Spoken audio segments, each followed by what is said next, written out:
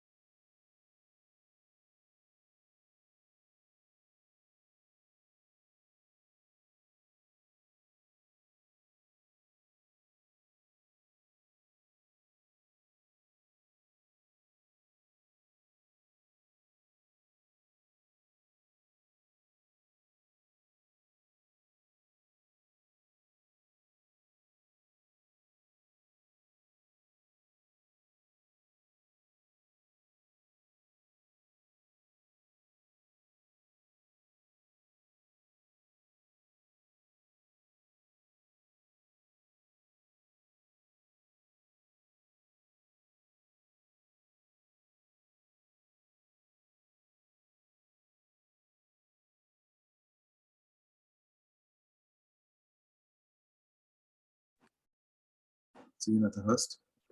Well, if it is recording in progress, then I am. So the people aren't. Host me. You are the host. Okay, so it's good. I think you're good. Okay, thank you. Okay.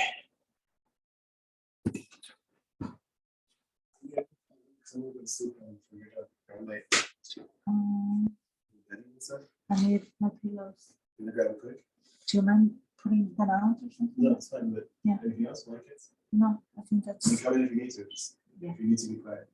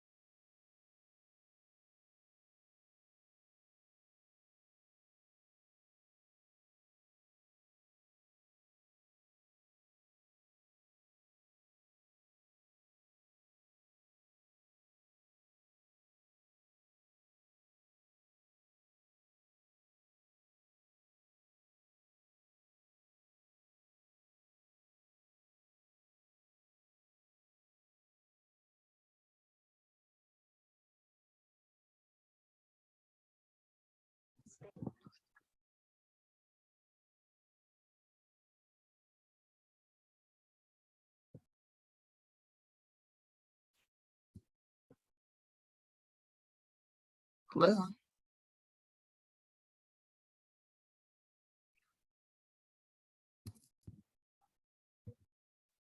Oh. Ooh. Huh.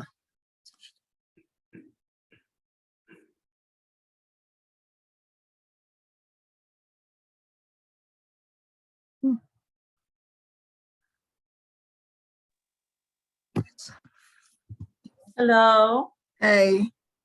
Hi, Ellie. How are Hi, you? Sabrina. I'm okay. How you doing? Good.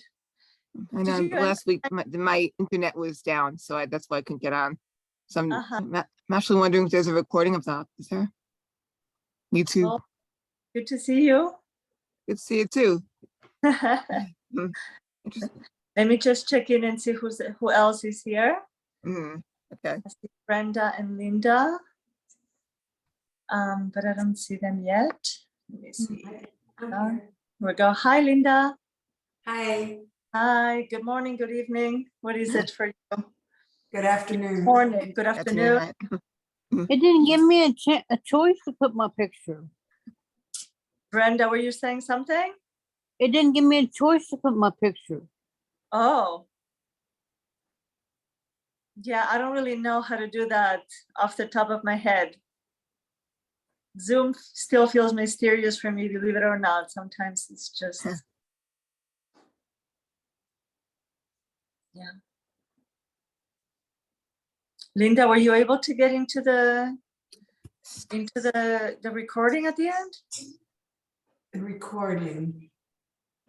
You mean to listen to last week's? Yeah. I was Yeah. there, so I didn't re-listen, no. Oh, you didn't listen. Okay.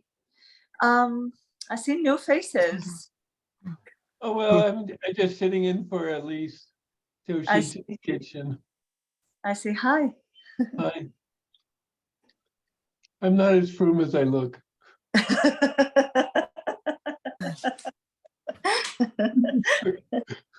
It's cute. Oh, So, mm. well, in your first Rabbi Nachman story, I was thinking that Rabbi Nachman was really thinking that the wise guy, he always leaned towards heresy. He always leaned towards atheism. Where is this king that you can't see? And also the other point is a very common vice is to think I'm better than the other guy. My life is more significant. It's always something kind of in the back of my mind. And I think Rabbi Nachman was hammering against that as well. So actually there was a lot in that story. It seemed like A lot, yeah. a silly fairy tale, but it's a nice story. Maybe think also. I'll let you go. I discussed with my husband a lot about your that story. That's fantastic. I mean, the stories are they're so rich, like It makes you think. we're talking a lot about the stories, and there's like, even without even any kind of trying to understand them or decode them, they're still profound, right? Like there's layers and layers and layers of things that we can get out of them, and sometimes they feel so completely mysterious and they're really hard to understand. But I have another story prepared for you, I think for next week, and that one is going to be a hard one to crack. So I'm a little bit like, oh my God, we'll see how it goes. But it's a story that is associated with Hanukkah, and I thought it would be a nice way to kind of connect us to the times. Yes. So we'll wait for next week for that. How's everybody doing? I'm fine. Good. Awesome. I'm doing good this week. Brenda, do you want to? Are you okay? You hear us okay and everything? Yeah. I'm doing good. Good. Family's doing good. Good. Awesome. So let's take a minute, 5 minutes. I didn't bring my phone. I left my phone somewhere else, looking at the screen, to kind of settle ourselves in this middle of the day that most of us, I think, except for me, are in. It's snowing. It started snowing. I heard. I was talking to my daughter recently, and it looked so gray in upstate New York. I was like, oh my God. You know, when I came back from the States last week, I noticed Jerusalem is green at this time of the year. It's incredible. It's green, it's blooming. It's like all the fields are filled up with grass. It's quite an experience. And then, you know, my daughter showed me from the window, it was like dark and gray. I was like, wow. Yeah, there's many, I don't know. The world is so rich, you know, there's so many different experiences. All right, let's get settled. Let's get settled into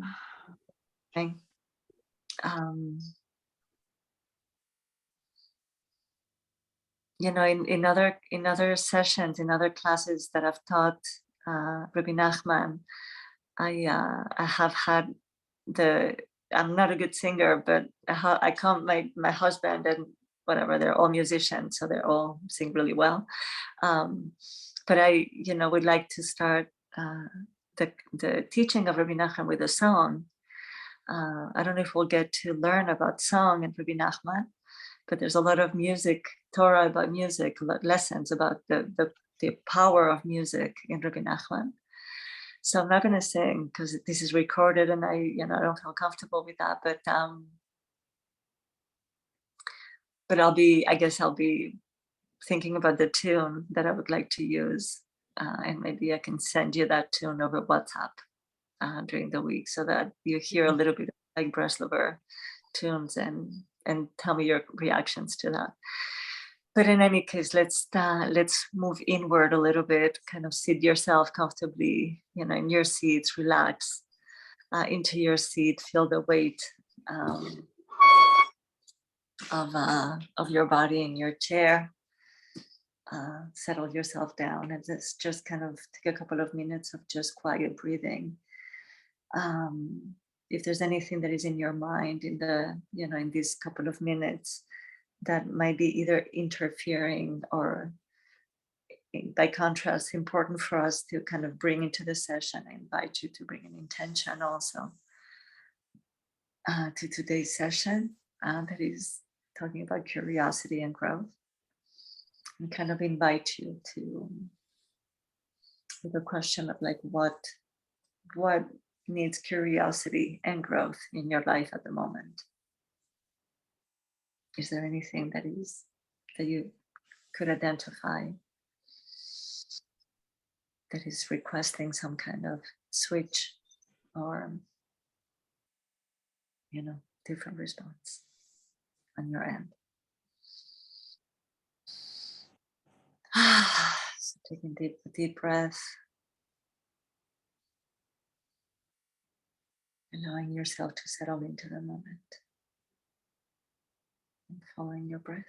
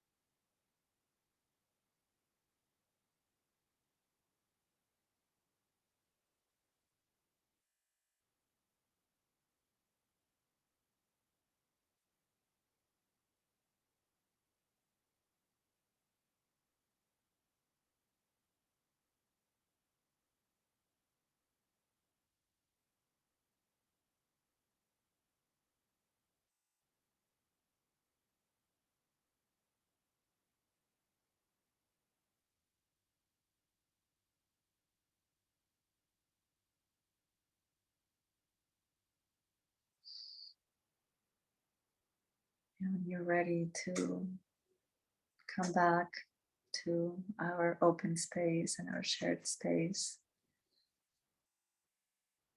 Slowly opening your eyes and refocusing outside.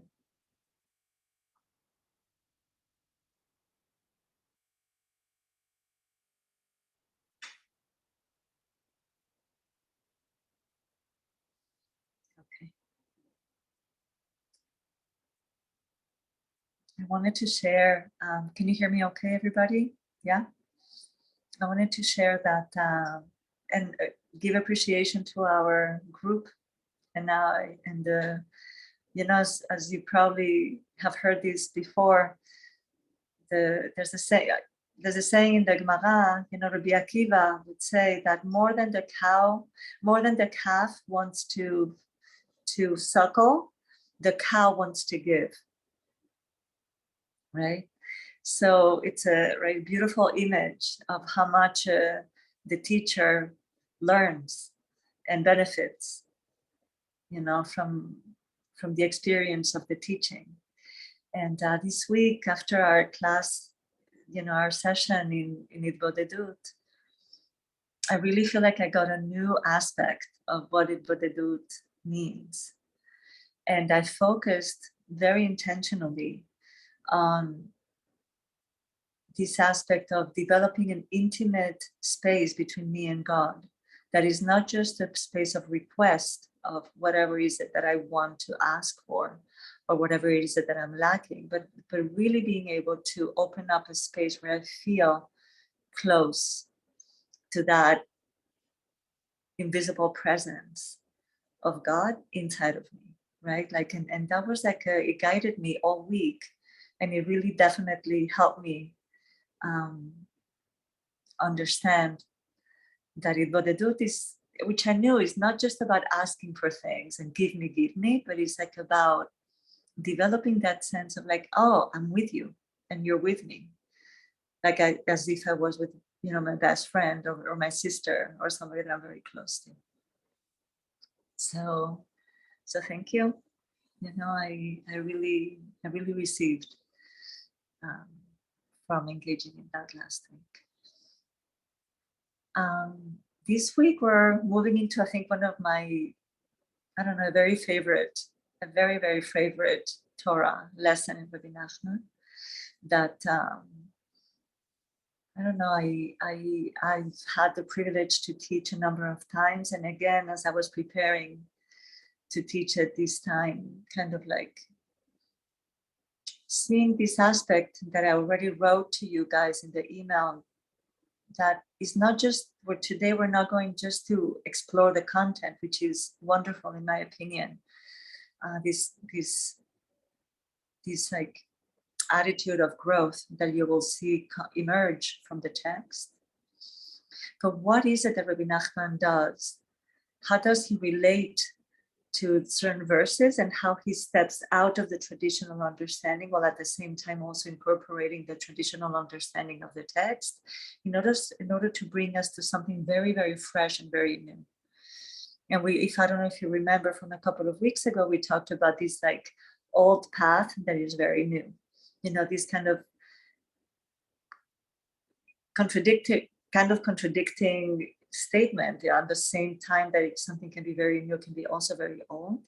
And here we will see again another expression of that. And I hope you guys will be able to see it and appreciate it. It's a very wonderful thing that I find that Rabbi Nachman often does, brings a very new and very fresh understanding that wasn't, brought before. So I don't know if you remember last week we were having trouble with me being able to see the text and share screen and see you guys. So I prefer to see you than share screen. So I hope everybody has their text ready so that I can kind of put the text on my side and yeah. Thank you.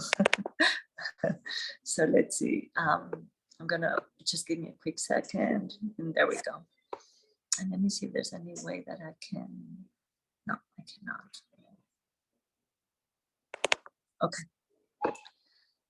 So Rabbi Nachman is opening in this lesson with a very kind of fundamental and famous statement that we have in our Torah, in our Bible, that I struggle with in my own process of coming close to observance and coming close to learning Torah many years ago, about like, I don't know, 35 years ago or something like that. And when I came for the first time and I heard this statement for the first time, I was like appalled. I was like, I cannot understand this statement. So this is the statement.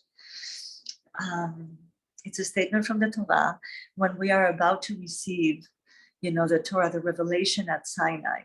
The first time that as a Jewish people, as a collective, we were going to encounter the divine. And there's so much to talk about in that encounter. But before the encounter, as Moses is preparing the Jewish people for that encounter, this is written. Vayikach Sefer Abrit, and Moshe, Moses took the book of the covenant, the Yikra Be'oznei Ha'am, and he read it to the people. Vayomru kol asher diber Hashem na'aseh v'nishma. And the people said, in response to Moses reading from this book, everything that God commanded us, or had spoken, everything that God has spoken, we will do, and we will na'aseh v'nishma, we will do, and we will understand. That's the way that it is spoken. That's the word in Hebrew, na'aseh v'nishma, we will do, and nishma, and we will hear. Literally, we will hear. Like Shema Israel, Hashem Elokeinu Hashem Echad, right? Shema, listen. Now, as if you look at the Sefaria translation, it doesn't say we will do and we will hear. It says what? What's the translation? We will faithfully do. We will faithfully do, right? So that's the traditional understanding. We will do and we will hear means we will do without understanding. We will do anything that God wants us to do without understanding. That's the implication of we will do and we will hear. Because to hear in Hebrew is not just to listen, is to really internalize, is to really understand something. That's the meaning of we will hear. When we say Shema Israel, listen Israel, right? God is our God, God is one. We don't mean just listen to the words, which also that, but more importantly or more fundamentally, to hear Shema Israel means to internalize that statement. God is our God, God is one. Yes, Elaine. I think this is really a poor translation, because for me, it misses the point. Like, to me, na'aseh v'nishma is like almost like a fundamental principle. And to me, it means, don't worry if you don't understand why.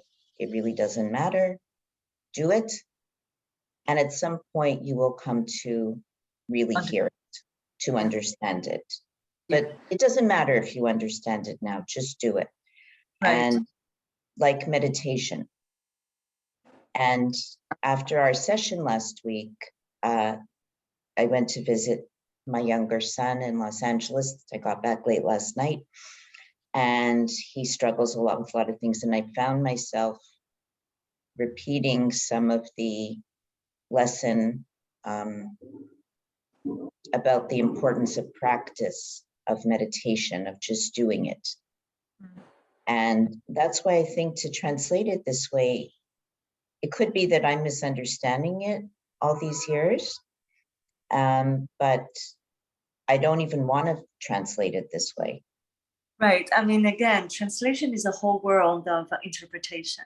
Right? I feel like it really misses the point, though, of just keep doing it. At some point in time, you're going to know it's going to make sense. You're going to whatever, something. Yes. So that is the traditional understanding. I think Sefaria is kind of probably using a commentator's opinion to say, yeah, eventually, even though it's not going to translate it literally, it means faithfully we will do without asking questions. We will just get into the practice, and through the practice, as you say, we will understand. But it's not telling us that. It's just saying Naaseh v'nishma means to kind of, without asking questions, faithfully we will do what is asked of us. So remember, Right. when I came to this concept, I was like, what do you mean? What is that? Then I will do. What does it mean to first do and then understand? I remember in those days, I wasn't understanding the value of practice, but also was having a little bit of a hard time. Like, what do you mean? Like you do things blindly without understanding why? And Exactly. this pasuk seems to be saying that do things without even, don't expect to understand before you do. Sometimes you will do, and eventually you'll understand, right? That's the lesson in this. And I remember in my 20s, I had a very hard time My son accepting. is 25, and that's like exactly right. He questions, right? Yeah. Yes, right. I think there might be an age need for putting understanding before practice. And I think maybe there is, I don't know if you would agree with that, right? But I come to understand that a lot better now that I was able to understand it in my 20s. But what I want to do with you guys is really look a little bit at traditional understanding of this verse, like slight nuances. It's kind of like playing a little bit with what does it mean to do things in this way, in this Naaseh v'nishma. I will do and I will hear. I will do and I'll understand. And the reason why I'm bringing you this is so that you can appreciate, you know, the what Rabbi Nachman is going to do when we get into the lesson. So going back to my Sefaria. So, for example, we're not going to go learn it inside, but the Rashbam, which is another medieval commentator, says, well, Naaseh v'nishma, we will do and we will hear, says that, you know, that everything we're prepared, it says we will carry out what God has said already, and we are prepared to listen and obey to what he will command from here on. I don't know why it says here on in, but like from here on, right? Like from to the future. We will, you know, continue obeying into the future, like everything that we heard, and then we'll continue forward. And for example, the Sforno, which is another medieval commentator, says, he says, Naaseh v'nishma is pointing out to this idea of doing without the thought of any reward. Like I'm not doing things because I want to be paid back, or I want to get some credit, or I want to get, you know, some good points. I'm doing it because I want to do it, because I want to be in relationship with God, but mostly because I don't want to. It's not because I feel like I'm going to be rewarded by doing what I'm doing. It's called lasot lishma, right? For the sake of heaven. I will just do it because I want to serve God. And that's the Naaseh v'nishma according to Sforno. So you see, like in these understandings, there's a sense of like not putting yourself first, you know, committing to something into the future that I'm in, I've bought it, you know, I will continue doing it into the future, or I'm not even going to do things in order to receive a reward or to be paid back in any kind of way, to learn something new, to develop myself as a person. I'm just going to do it lishma. So those are the different kind of connotations of this attitude that the Jewish people had as they were preparing themselves to receive, you know, the revelation at Sinai. Rabbi Nachman is going to take this Naaseh v'nishma concept, this we will do and we will understand, in a very, very different direction. And, you know, let's get into that. Before we go, there any questions or any clarifications before we go into that? No? We're good? Okay, fantastic. Yeah, if at any point you feel like you want to jump in, let me know. So we're going to look into lesson, what is it? 22. And again, I didn't bring you the whole lesson. I just brought you, you know, sections of it that somehow follow not even the full order, but follow the flow. So it goes like this. Just, you might want to get a pen and paper because it's going to actually draw parallelisms between concepts, and we'll see what you think of that. Ki Naaseh v'nishma ubchinat nistarot v'niglot.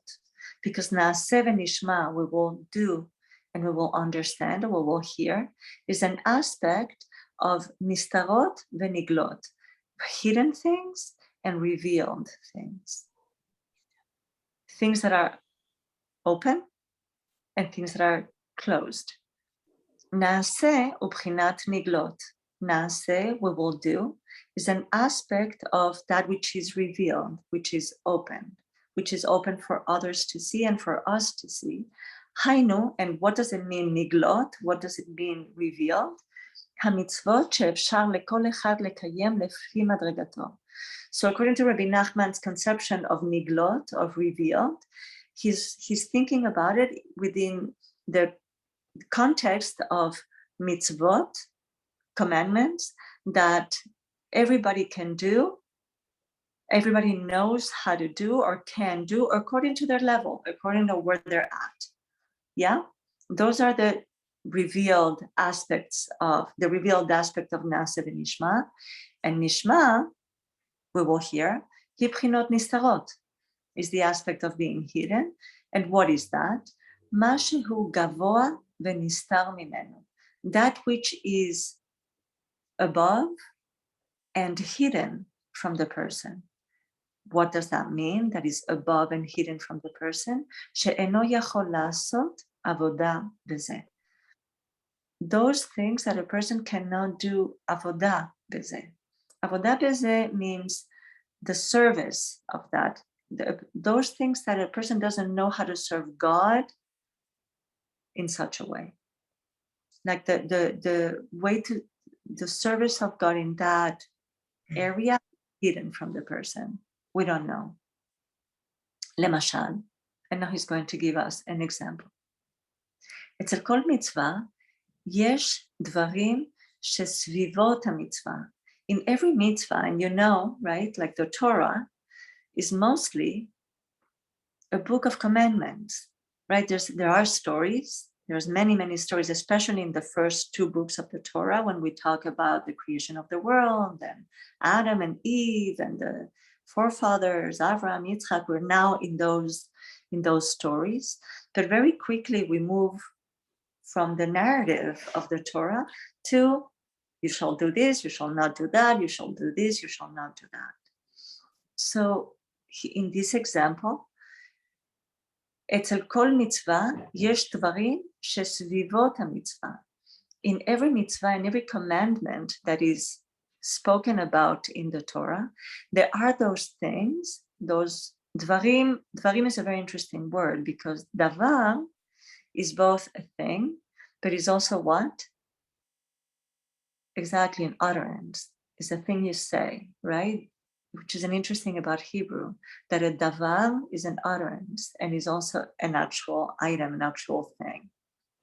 So there are things or there are words that are around the mitzvah. What does that mean? What are those words that are around the mitzvah? כי מלבד הציווי הנאמר בתורה לקיים המצווה, because besides the commandment that is explicitly written in the Torah to fulfill that mitzvah, for example, I don't know, light, no, that's not there, not there, but Hanukkah, but like, I don't know, eat matzah on Pesach, yeah? You shall eat matzah on Pesach. 7 days of Pesach, you shall eat matzah on Pesach, and especially on the night of the Seder, you should eat matzah on Pesach, right? So that's the mitzvah that is explicitly mentioned in the Torah. But besides the mentioning of that mitzvah, yesh od leze dvarim b'Torah. Besides those very, very, utterances that are defining the mitzvah, there's other words in the Torah. For example, Vaydaber Hashem el Moshe. For example, and God spoke to Moses. V'shar diburei haTorah shesvivot hamitzvah. And many others words of Torah that are around the commandment. So I just want to pause here and come back to us and like, so what is he saying? What is, in your words, what is Rabbi Nachman saying here? It's kind of make sure that we understand a little bit, or like understand for ourselves, what is he talking about? There's these two aspects, Naaseh v'nishma. One is hidden, one is revealed. The revealed is what?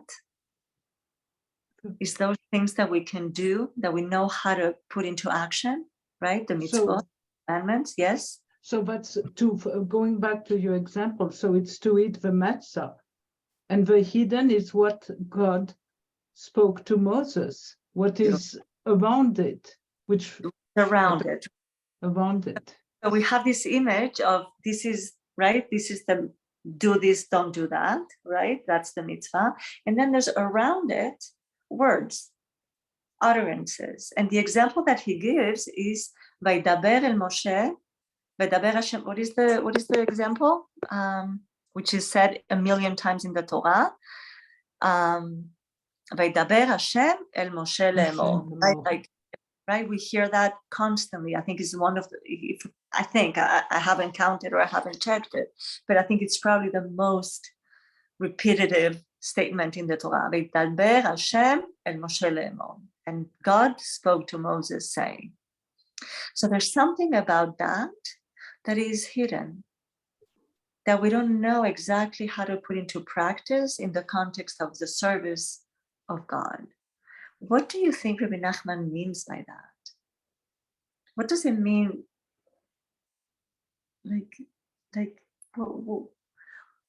What is this stage of revealed and hidden in relationship to our performance of mitzvot, of commandments, in the context of our relationship with God, that there's a part of it that is revealed, there's a part of it that is hidden, and it has to do with like knowing how to put into practice a particular direction or a particular directive from the Torah. And that the hidden aspect, the way that Rabbi Nachman is describing, has to do with Vaydaber el Moshe le'emor. Like, what kind of statement is that? What could be connotations, or what do we learn from that example? There's more than just the mitzvah. You know, you do the mitzvah, but there is more to it. Beautiful, right? So there's a lot more than just fulfilling the mitzvah. There's a whole world that surrounds the mitzvah that exists as well. The Zohar talks about that in Revelation, there was a white fire and a black fire. The black fire that we have revealed is the actual words of the Torah, the black letters in the text. But the white fire is what surrounds the letter. Usually we think that all the Torah is like the commandments, especially in more traditional circles. Like, do this. This is what you have to do. This is all this is being asked of you. So Rabbi Nachman, as you were saying, remind me your name. I'm not. Okay, I'll get to you. Yes. Remind me your name. Women's Torah Study. Oh, I'm Alice. Sorry. Alice? Alice. Alice. I have to change it, but I don't know how to change it. I'll remember. Alice. So, right, there's more than the mitzvah. There's more than just the letter. There's like a whole world that is surrounding the letter. And in that world is hidden. Yes, somebody was saying something. Yes. Well, I'm sort of asking because he seems to be saying that the hidden part is not accessible to us. Yeah. He's exactly saying that. And that feels discouraging. We're not supposed to understand the hidden part. No. He's not saying you're not supposed to. He's saying it's not accessible to you. He's going to work on that. I hear you, right? Like, what do you mean? Going to make it accessible, in other words? You'll see. You'll see what he does with that. Okay. Yeah. Yes, Linda. It's sort of like there's no end. If it's hidden, you never know if there's more hidden, or like you could study forever or interpret forever because it's hidden. So you don't really ever know. It's kind of like the unconscious or something. What of the Yes. do we ever really know all that's in the unconscious? Not really. I love that. And you Yes. can look at dreams, or you can look at this, or you can look at that, but we don't really know. And Beautiful. that's, in a sense, it's like we're supposed to not know. Beautiful, right? So that we're supposed to have that element part of our relationship with Torah, right? This Na'aseh v'nishma is not just saying we will do, well, here will be good, I will be a good girl and I will do everything that I'm told to do and I will not ask questions. It's saying, wait, there's different dimensions here, right? As you were saying, there's a mystery, there's something that we don't know, we don't access, there's something else happening, there's different layers here. And we'll Are see we what, supposed to, I'm sorry, no, please. are we supposed to, and I realize I'm saying supposed to, but with the goal, I have like a very, Yeah. are we supposed to want to know what the mystery is, or are we supposed to, and I hear my word supposed to, are we supposed to accept that it's hidden? In other words, are we supposed to go searching, or are we supposed to, in this lifetime, accept and just do?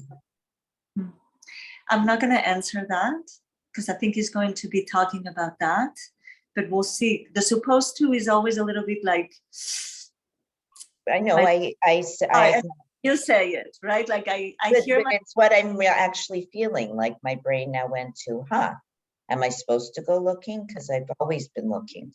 stay with the question. I think it's a good question for sure. What is the purpose of this? Is this for us to kind of like search for the unknown, or is it for us to accept that there's an unknown and live with that? What are we supposed to do with that? And you had a question, I saw you. Yeah.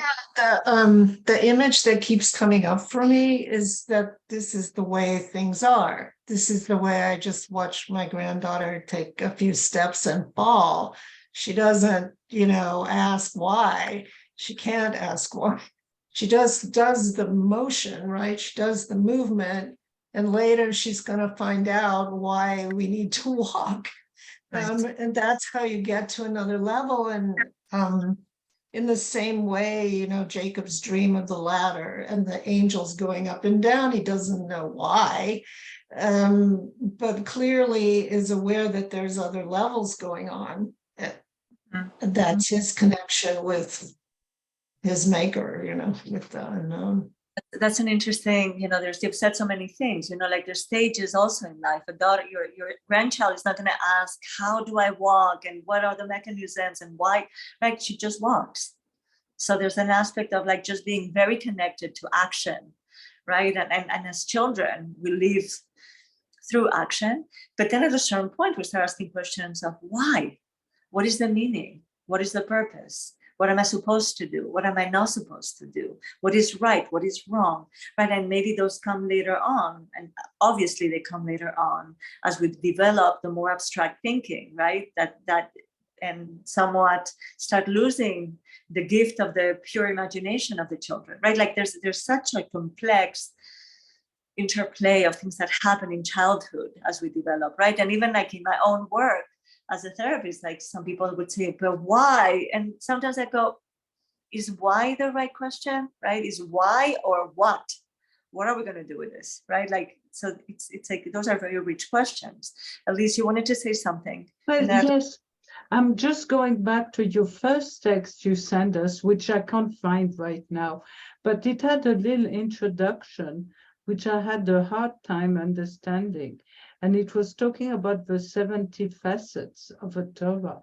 Yes. And here, when you're looking at the what is around, what is hidden, it's those seven. For me, I just thought, oh, well, maybe those are the 70 facets. I don't know what you think about it. Right. I don't know. It's interesting because I was learning about that this week, about the 70 faces of the Torah, right? Yes. And this number 70 is a very interesting also number, that talks about the Kolel, like all the like 70 nations and 70 faces of the Torah. Like there's a lot of 70s. I think on a very simple level, 70 faces of the Torah is talking about the complexity and the different ways that we can access Torah, right? And like as individuals, right? How, like as if Torah had 70 gates, right? And we all have a different gate to enter into Torah and to be in relationship with Torah, right? There's not only one. And our learning, the fundamental methodology of learning is always a learning that is trying to see different facets of the Torah, because we don't go through dogma, we go through discussion and disagreement, right? And that's what our tradition is the method that we use to learn Torah. It's not like a teacher telling you what it is, but it's really engaging in the back and forth of understanding a text, right? And if you learn the Talmud is just layers upon layers over centuries upon centuries of discussions and disagreements between the rabbis. They don't agree, they disagree. And from disagreement, something new comes about, and a new aspect of the Torah is revealed, right? And then we have the next generation and the next generation, and we build on each other, right? So the 70 faces of Torah is talking about this kind of prism of complexity and interconnectedness of the 70 faces, because at the end of the day is also one Torah, right? That is written with white fire and black fire. But as you guys were saying before, this mysteriousness, what are we going to do with it? And Rabbi Nachman from the get-go is saying, you don't know what's the action related to that. You don't know how to put that into action. You don't know how to walk with it. There's something about those words, Vaydaber Hashem el Moshe le'emor, in this example that he gives, and he says many others, that is like outside of your grasp. Now let's see what he does with that. I don't really understand that as an example. I don't know if you want to, I know you want to continue, but, and God said to Moses, saying, I don't see what that's an example of. That's an example of the mystery. Yes, that is an Words example. that follow it are the example of the mystery. He's saying that there's like the commandment, right? Eat matzah, and around the commandment, there's all kinds of words that are given. That those words contain the hidden aspect of Torah that is associated with listening. So the words "and God said to Moses" An example of the are important. I always think of those as throwaway words. No, exactly. No. Don't you like Shena Emar, like all the way through Shena Emar? Yes. I thought those are just throwaway words. First Not of all, at all, apparently. Right. Not at all. Not at all. Every word in Torah is considered to be essential. There are no throwaway words. I know this. Oh, right. There's no throwaway words. There's nothing that is extra, or everything is intentional in Torah. That's the assumption. Right? Learn. Yeah. Anybody had a comment? No? All right, I'm going back to the text. So there's this hiddenness that is together with the revealed. והעבודה שיש בדיבורי התורה הללו סביבות המצווה, and the actions or the service or the way that we can put into action those into these words of Torah that are around the mitzvah, right? הם בחינות נשמע. They're an aspect of we will hear. בחינת נסתר, an aspect of the hiddenness, of the hidden. כי המצווה בעצמה, אנו יכולים לקיים. The mitzvah in and of itself, the commandment, we can keep. We might not, we might, fine, but we can, right? We can eat matzah on Pesach. We can. It's simple. אך העבודה שיש באלו הדיבורים, בדיעבודה, the service, the putting into action that exists in those words, like וידבר השם אל משה, and God spoke to Moses, אין אנו יודעים, we don't know. וזה בחינה נשמע, בחינת נסתר. And this is an aspect of we will hear and is an aspect of נסתר. Now, let's move on. Now he's going to add another layer that is a little bit related to what we saw last week because he's going to talk about תפילה. וזה בחינה, תורה ותפילה. Now he's going to bring us, he first brought us this נעשה ונשמע, revealed and hidden, and now he's going to talk about נעשה ונשמע, תורה and תפילה. נעשה הוא בחינת תורה. נעשה, we will do, is an aspect of Torah. Now we'll talk about what does he mean by Torah. היינו הנגלות, that is to say, the revealed. מה שיודעים לקיים. Torah is what we know how to do. ונשמע הם בחינות נסתרות, and נשמע, we will hear, is the aspect of the hidden. בחינת דיבורי התורה, an aspect of the words of Torah. So we have Torah on one side, right, of these like two columns. One is Torah, and one is דיבורי התורה, the words of the Torah, שהם הדיבורים של התורה שסביבות המצווה. They are the words, the words, the things of the Torah that exist around the mitzvah, שהם בחינות נסתר, that are an aspect of the hidden. שאינו יודע איך לעבוד בזה, את השם יתברך בחינת. And again, he repeats, because we don't know how to serve God with those words. And that is an aspect of תפילה. That is an aspect of prayer.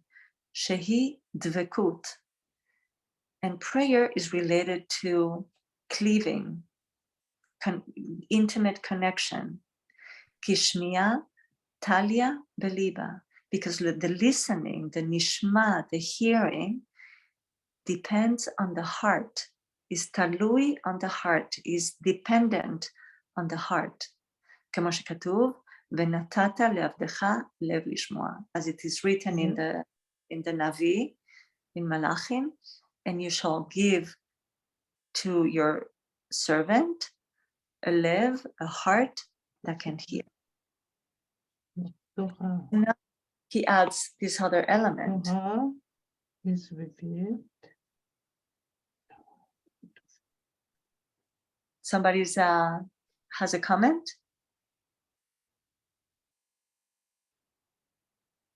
So let's, yeah. The tefillah, the prayer is related to hidden. Yes. So Yes.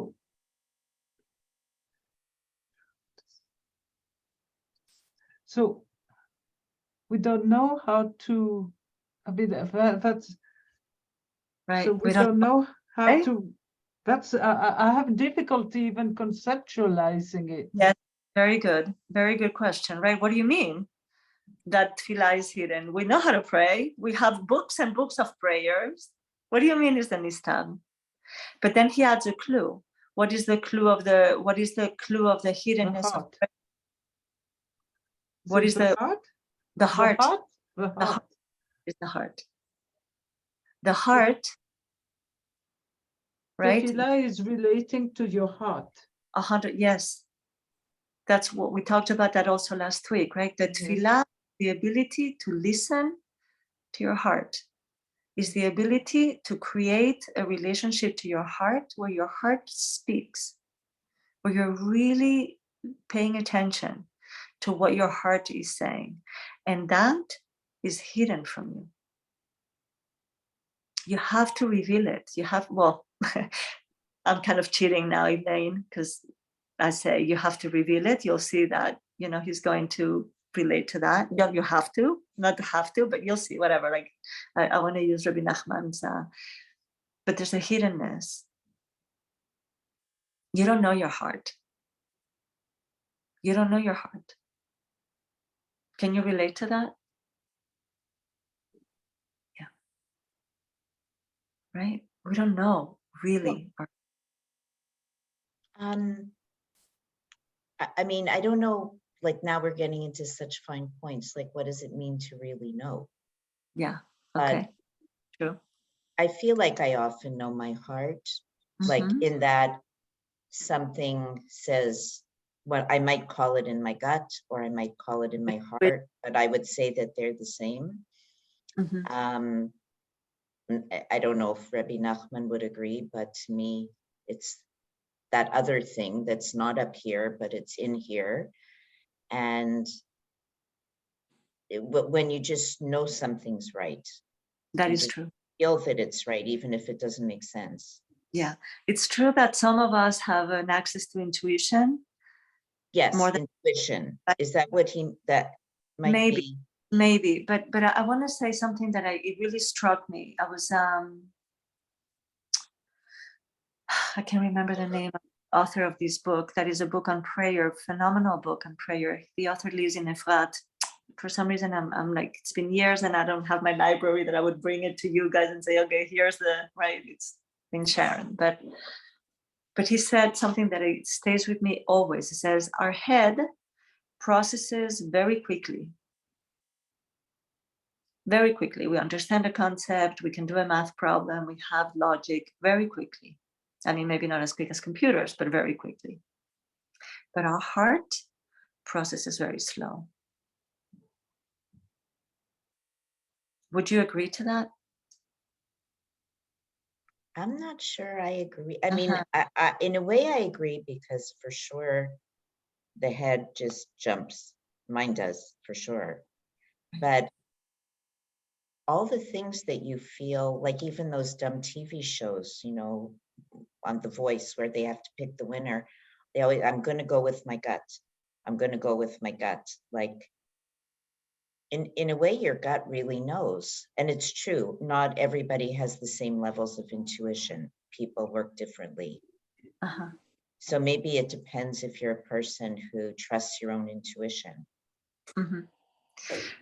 Linda, yeah? Your heart goes through processes, and that the head doesn't, you know what I mean? It's that it's more of a process. And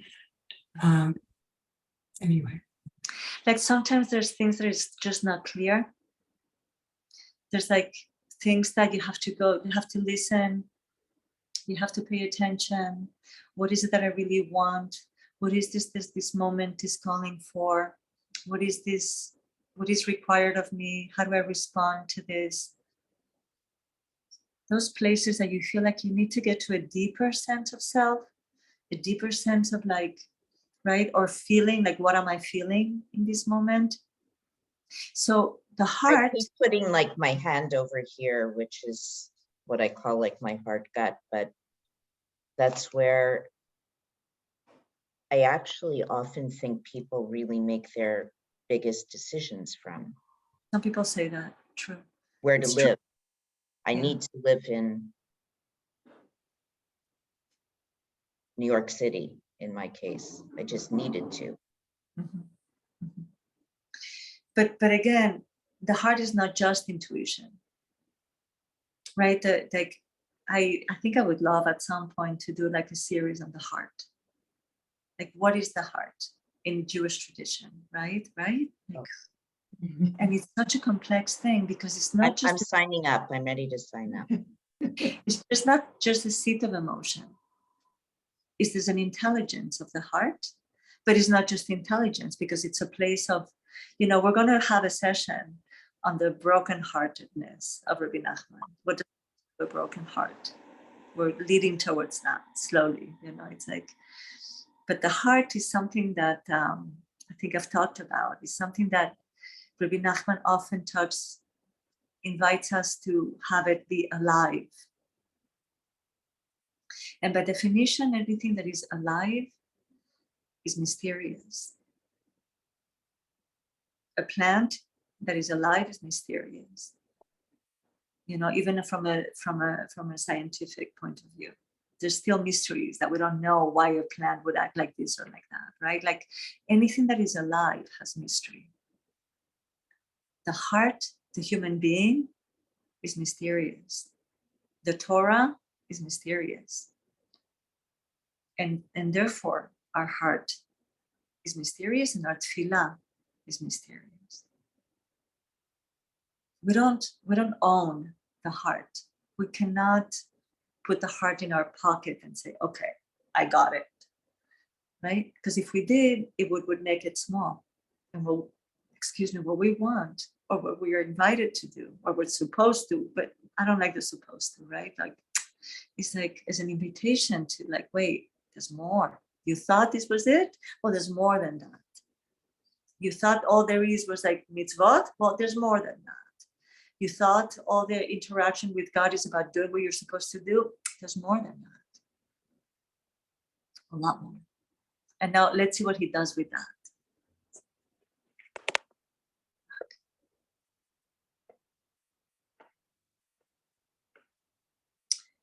So I think in number 5,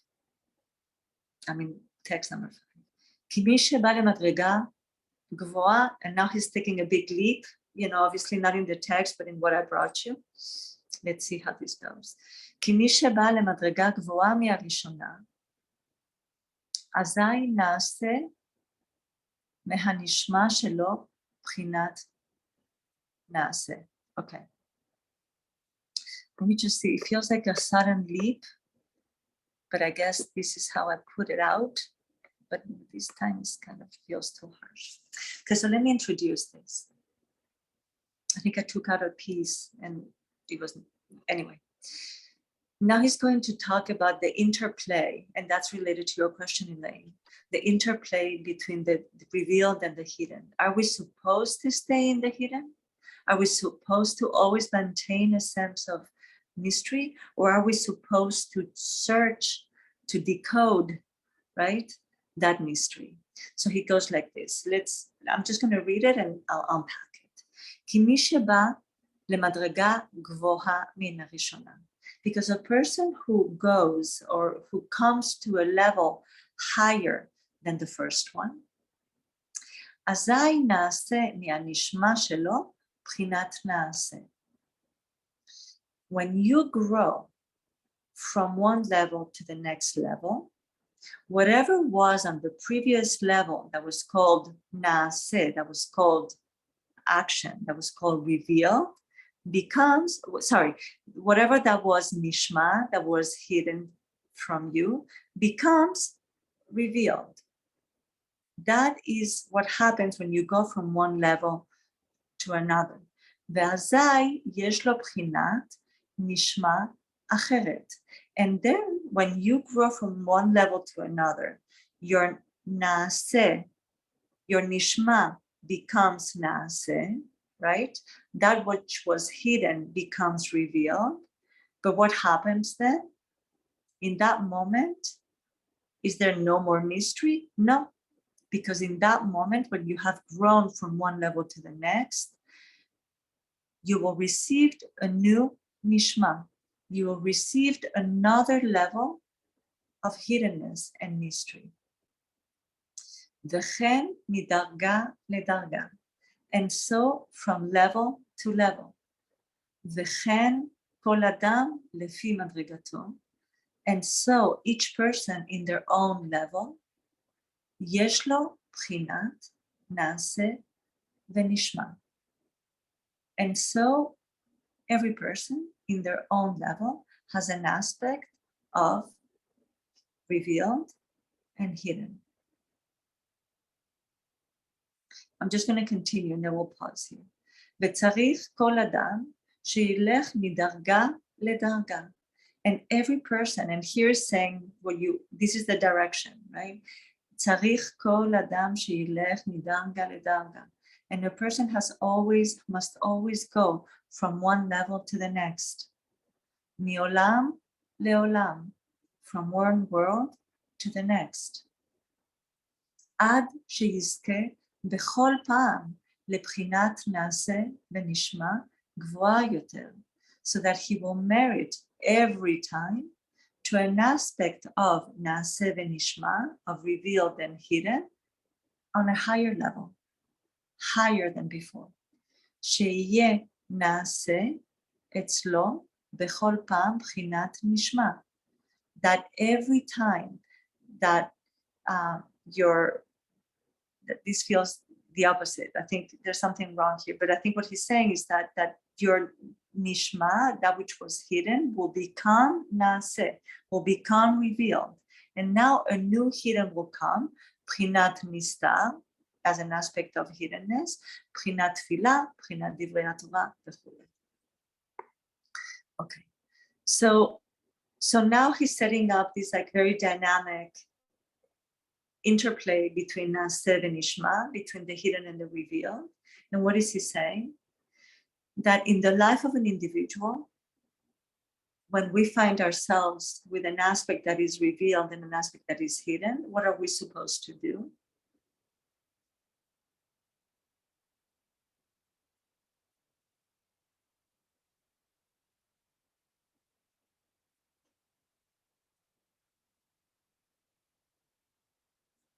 What is he saying?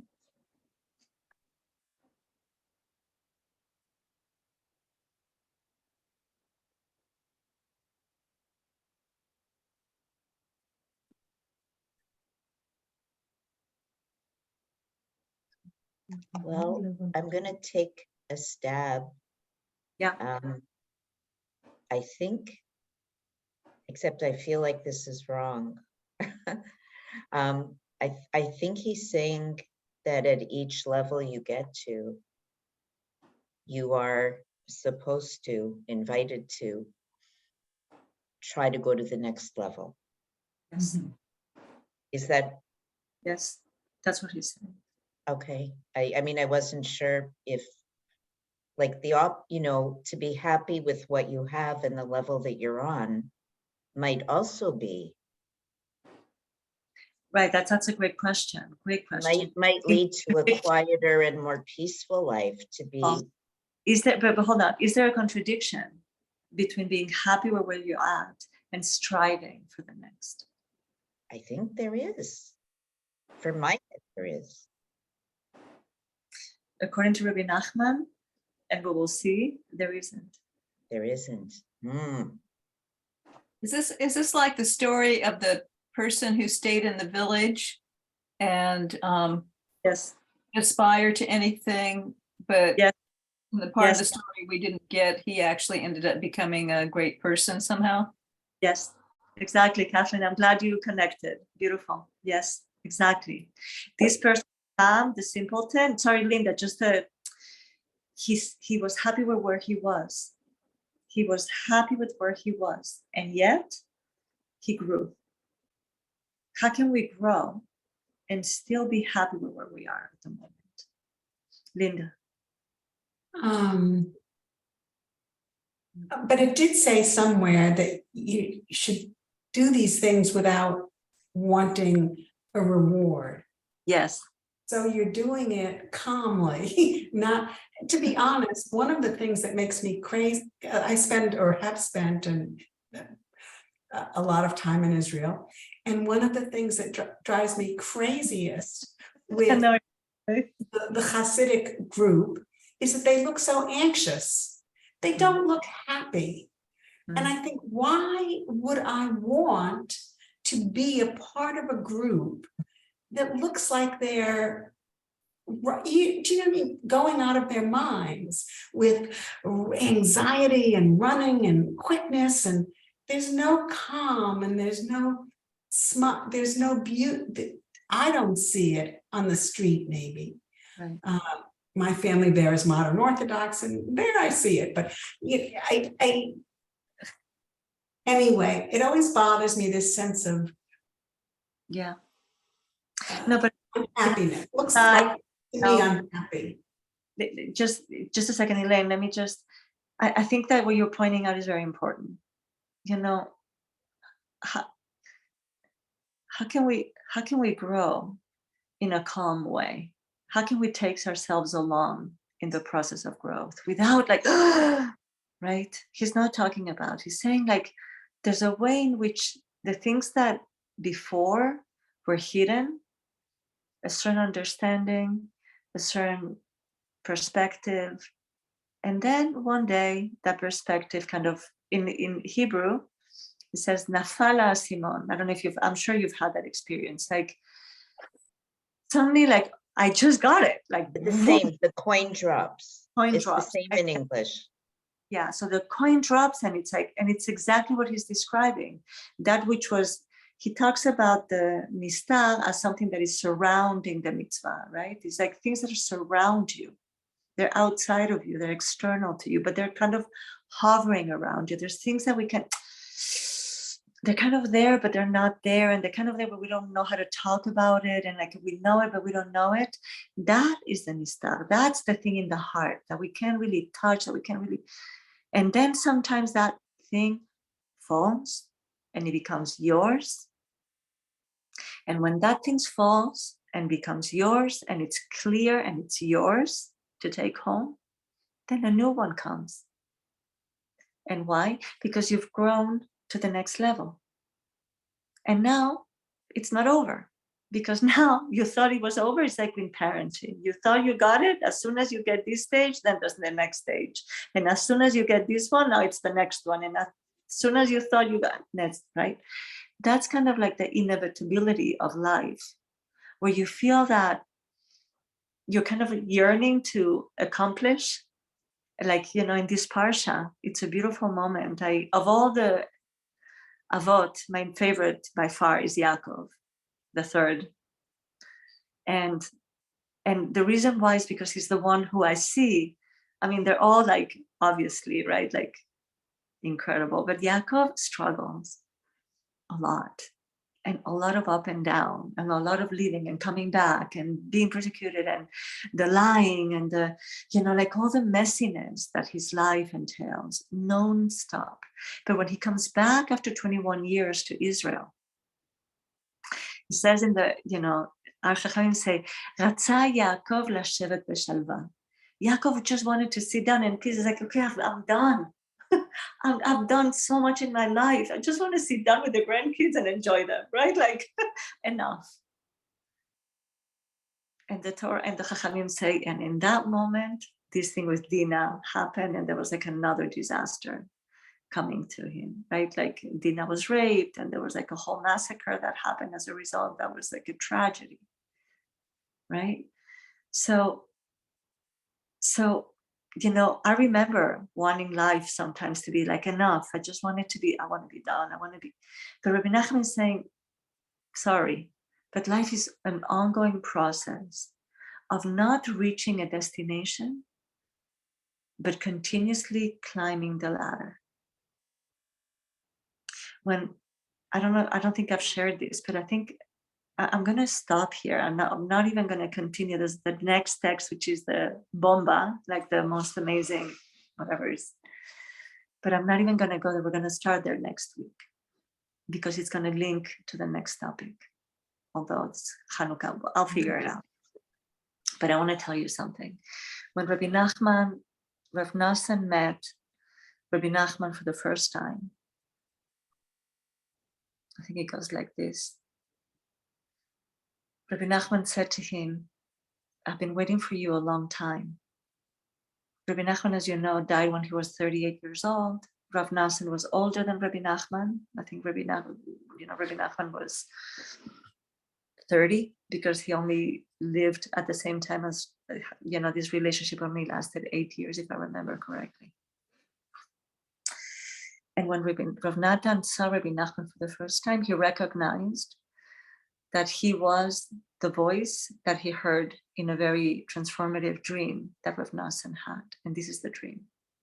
He was dreaming that he was in a ladder, and he was climbing up the ladder.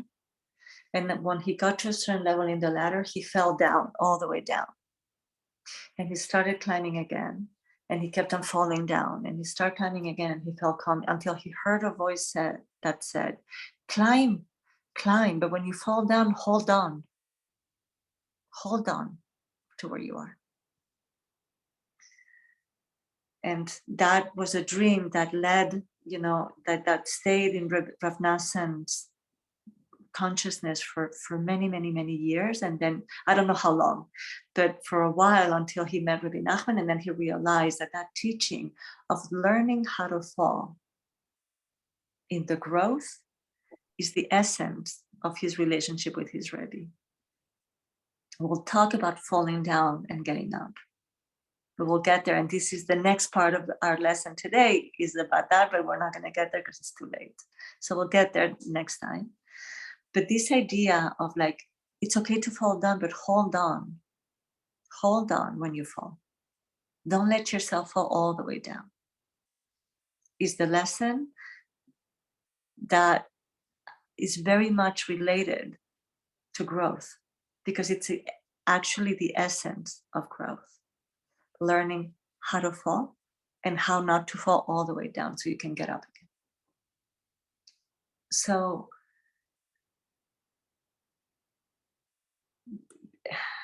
this last piece, let me just see, I'll just maybe read it very quickly.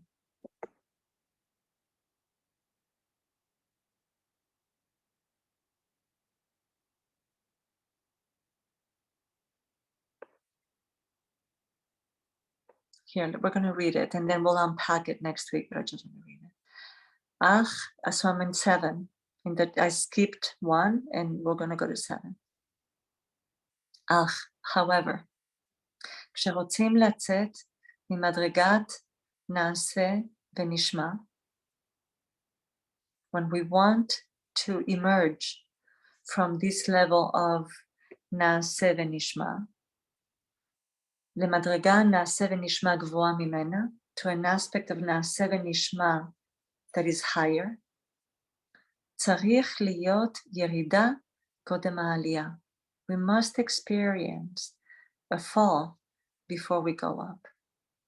כי הירידה היא תכלית העלייה. This is because the I lost my place. Hold on a second.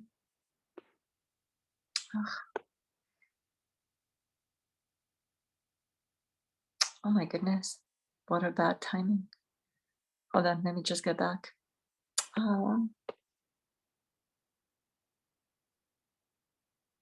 Here we go. כי הירידה היא תכלית העלייה, because the ultimate purpose of the fall is the ascent that follows it. כי הירידה, כמו שאמרו רבותינו זיכרונם לברכה, because our holy masters, our chachamim say, so I'm not going to read that, that's not even necessary to get into. So Rabbi Nachman here is starting to describe what does it take for us to go from level to level. He's saying an essential aspect of a growth from level to level is what? It's not just we grow, always going up. How do we grow? We go up and we come down. Down. And then we go up again and we go down. Yes, Alice. I'm just going back to the last paragraph, because I can understand you growing up, but then it says that you come to the genesis of creation. Oh, yeah. This being the first stage of absolute, the world of nothingness. And this, I don't know how to deal with the growing, I mean, the growing, the ascent, I can understand, growing, falling down, going up. This is clear. This is clear, right? But the world of nothingness, I know. We're at creation. Is it the contraction, the Yes. I don't, maybe I shouldn't mention it today. Maybe it's for next week. I mean, I'm not even going to go there next week. Like that, the whole lesson in and of itself that is talking about that actually we were learning it, last night, which is called the halal panoi, like it's like the relationship between yesh and ayin, between what is and what isn't, or what the essence of being and the nothingness of not being, and the relationship between the two and how the world came about to be from that. So, but so we're not going there. We're not gonna. We're not going. I don't think we're far enough along to get there. I think we're yeah, that will be like a, like a third. In my next third lifetime. We get to the halal panoi, but the halal panoi is like, whoa, it's like, but it's, yeah. I mean, me myself, when I read it and I was like, oh my God, what is the Rebbi saying here? It's like, yes. You know, the other, I could see how it's going.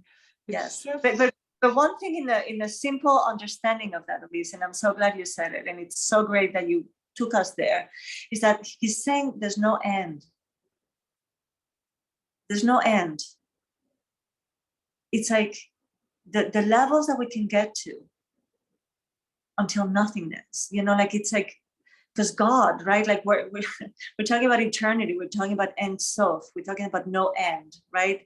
The growth, but on a very simple level of a person is like there's no end to your process of growth until 120 years we should all be healthy, but until the end we're growing. Yeah. yes. So going back to your last sentence, the purpose of a fall is the ascent. The purpose of, can we take it like the purpose of the sin of Adam and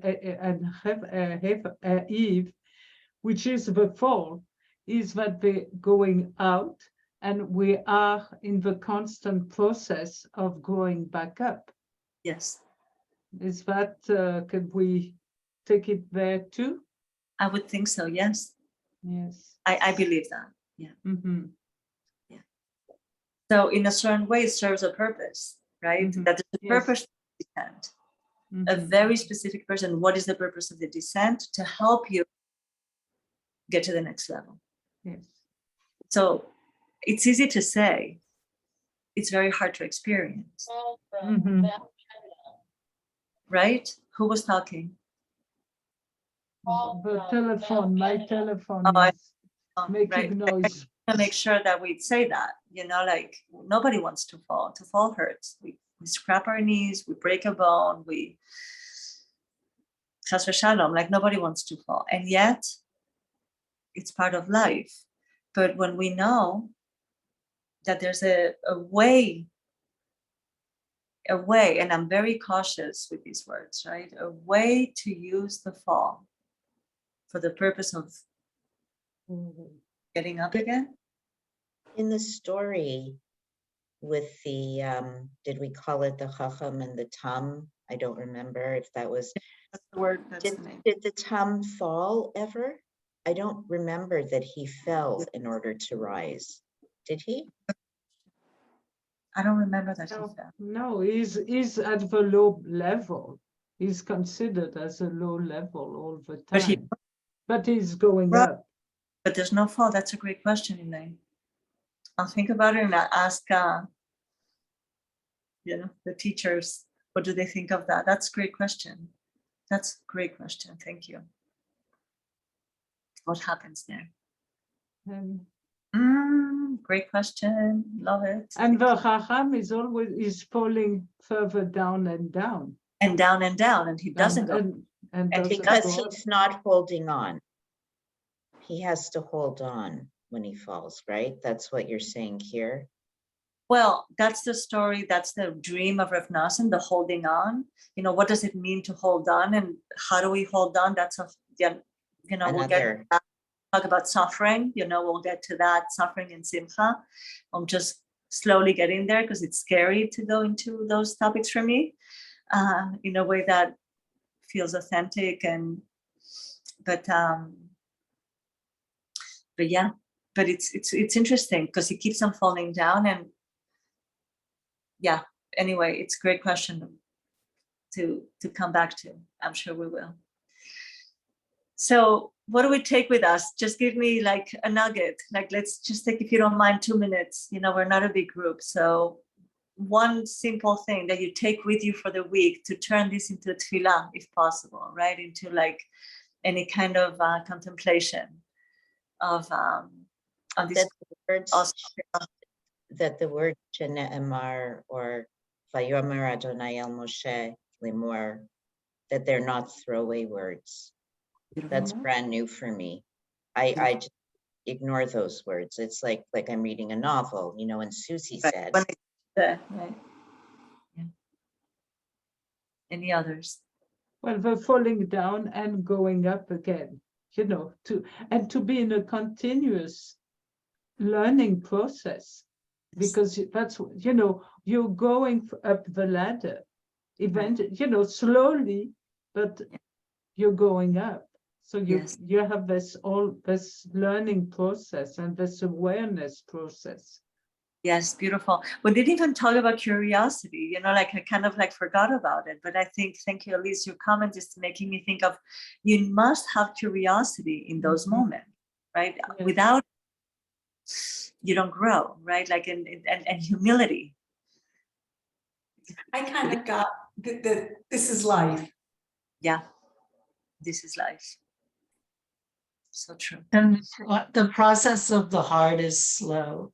And to me, it includes the falling. Yeah. It includes the heartbreak and the journey. To be honest, if I had read this, I still barely understand what I'm reading. I would have just ignored it. And as you talk about it, it seems like it's so rich that it's scary to think that it's not available. Do you know what I mean? Without a teacher or some, that it's not available. Yeah, I mean, that was my experience when I first encountered Rebbi Nachman. Like I heard a teacher talk about Rebbi Nachman and touch an amazing lesson. And I was like, I'm buying that book. And I went to Mea Shearim and I bought the book, Likutei Moharan, and I opened the book and I was like, what is this? And I still feel like that, right? Like, what is this? Like, this is like Chinese. I understand the word, but I don't know what he's saying. That's what I feel when I read it. It's like, and it's very common. It's very common. That's why Likutei Moharan is extremely, it's a book that slowly opens up. And you need teachers along the way to help you kind of like develop the ability to learn the language of Rebbi Nachman. And when you slowly, it's kind of like, eventually it opens up, but it takes also patience, and it takes also a sense of like, I know something here is deep, and there's many Torahs that I don't understand. Like I have no idea what he's talking about, 100% nothing. And then years later, oh, wait, now it's like, again, the makif, right? The nistar, and then, naseh v'nishma is a little bit of that. But it's true, Linda. It's not an uncommon experience. You're really not alone. And it's always there. You have to have the desire, or maybe it's curiosity, but it's more than that. It's more like the need to understand, so that you study. Teachers and studying, if Buddhism came in last time a lot, and I don't remember if it's Thich Nhat Hanh or who said that you have to have a guru. You need a teacher. I think it's in the sutras. You have to have a teacher to lead you to the upper layers. I mean, that's a huge topic, which I actually was thinking, whatever, we're super late, but if you want to bear with me for another minute, whether or not to include in our series the concept of the tzaddik, the concept of the righteous person, with Rebbi Nachman, and the concept of the tzaddik is like a very complex topic, but associated with that is the idea that you need a teacher. That and I'll end up with that, and thank you for your time to let me how many more sessions do we have? Say that again. How many more? So this is 4, 5, 6, 7, 8. We're midpoint. 8. No. Okay. Yeah. So when we are crossing the sea after leaving Egypt, and I don't know if you've ever come to read Aviva Zornberg, which is a phenomenal scholar. And she I don't know why I thought of her. Because she talks about the process of leaving Egypt as a process of coming to terms with the idea of having a God, as a collective, as a people. And what does it mean to have a God that cares about you? Not just like a force like Paro that can kill you instantly, but a God that cares about you. So finally, when we cross the sea and we leave Egypt and we cross the sea, there's a pasuk that says, "V'yaminu b'Moshe, b'Hashem u'b'Moshe avdo." And the people believed in God and in Moshe, his servant. So the commentators say, what are you talking about? Like, why both? Why not just say, and he believed in God? And so, like, that was the whole thing, to believe that there is God and God cares about you and you can be in an intimate relationship with God, right? Like, that's the whole thing. But then it says, and Moshe Avdo, and also with Moshe. So the commentators say, why do we have to add Moshe into the picture? Is it not enough to have a personal relationship with God, which it is? But why do we need an intermediary? Why do we need Moshe? Why is it Moshe the one who brought down the tablets, who brought down, right, the concrete items of the revelation? And it comes with this idea that you were saying, Elaine, that because we need teachers. We need to receive from another person. He's Moshe Rabbeinu. And we, yeah, exactly. He's to our give. teacher. Yeah, exactly, right? So it's like, and it's both Hashem and Moshe, right? Like, we need both. We need a direct line of connection, and we need Moshe as well. And we need the teachers to kind of help us mirror, Vaidaber, and think about it, which, again, sorry, I keep on going today, but like, Vaidaber Hashem and Moshe le'emor is talking about communication, right? So we need communication between the teacher and the student. Who is your teacher is such a big, important thing. Who are your teachers? To have teachers and we, whatever. There's a lot to say. So fun. Thank you, guys. Thank you for being our Thank teacher. you. Mm. Yeah. Pleasure. This is a wonderful class, Sabrina, and to It everybody, is. because the participation is great. I know. It's okay. It is what it is, and here we are, and it gives us also a little bit of more of an intimate setting, and I hope whatever, there's much to learn from every experience and every situation. Thank So you. I'll see you guys next week, God willing. Thank It'll be Yeah. Bye. Thank you. Bye. Bye. Bye, Sabina. Bye, everybody. Bye. Take good care. You too. Bye. Bye, sweetie. Bye. Bye. We're alone now. Oh, it's being recorded, so I'll talk to you later. Bye-bye. God. Bye. Gosh.